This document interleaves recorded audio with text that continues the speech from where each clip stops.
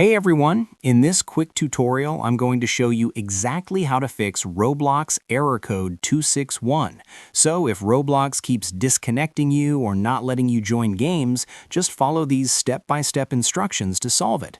Alright, let's dive in. First, we need to clear the temporary Roblox files on your PC. Press the Windows key plus R on your keyboard to open the Run window. In the box, type %localappdata%, then click OK.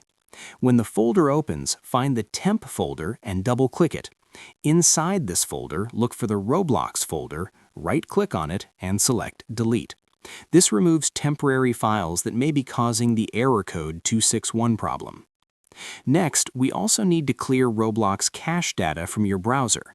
Open your web browser. Now head to the top right corner and click on the three-dot menu icon. From the drop-down, scroll down and select Settings.